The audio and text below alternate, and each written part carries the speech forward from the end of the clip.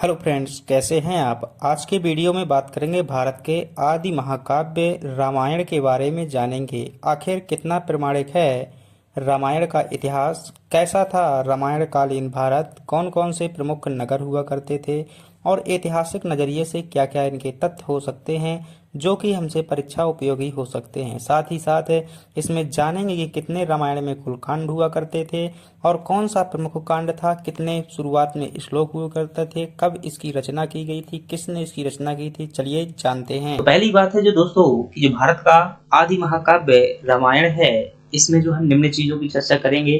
जैसे कि सबसे पहले आपसे पूछा जाएगा कि इसकी रचना जो है किसके द्वारा की गई थी, अर्थात इसके रचयिता कौन है। तो फिर इनके रचयिता की अगर बात करेंगे तो वो महर्षि वाल्मीकि जी द्वारा रचना की गई थी। इसकी रामायण कब लिखी गई थी दोस्तों, अगर आपसे यह पूछा जाए तो जो वाल्मीकृत रामायण है, जो कि मूल रूप से संस्कृत भाषा में लिखी गई थी, इसकी रचना 550 ईसा पूर्व में की गई थी। फ्रेंड्स, यदि बात करें हम अगले पॉइंट की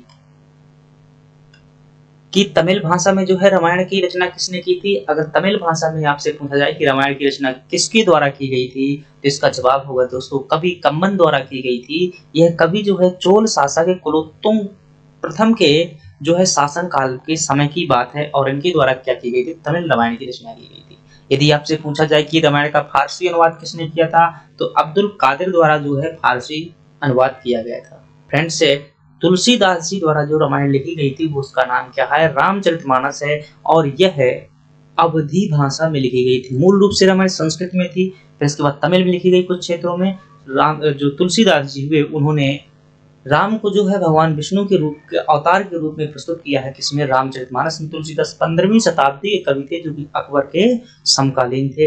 रामास्वामी नायकर नाम के एक व्यक्ति हुए, ये भी कवि हुए हैं और ये तमिलनाडु से संबंधित थे। इनके द्वारा भी क्या लिखी गई है, आपकी सच्ची रामायण नामक एक पुस्तक लिखी गई है। फ्रेंड्स, अगली बात करें रामायण में मूल रूप से दोस्तों जब जो है वाल्मीकि रामायण थी उसमें कितने थे, 6000 श्लोक थे। बाद में 6000 और ऐड किए गए तो इसमें 12000 श्लोक हो गए।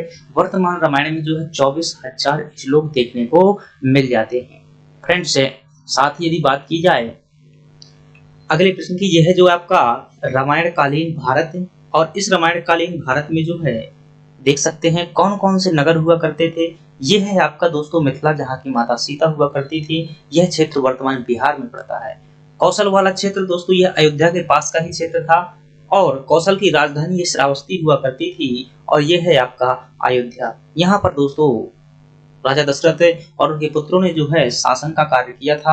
यहीं से जो आप ये पथ देख पा रहे हैं, ये पथ जो है भगवान श्री राम के राम गमन का पथ है, जो कि कहाँ तक जाता है दोस्तों, इसी दौरान जो भगवान श्री राम लंका गए हुए थे तो वो भी आपका यही पथ है। ये बीच में आपका किष्किंधा राज्य पड़ता है जहाँ पर सुग्रीव और बाली हुआ करते थे। यहीं पर जो है हनुमान जी मिले हुए थे।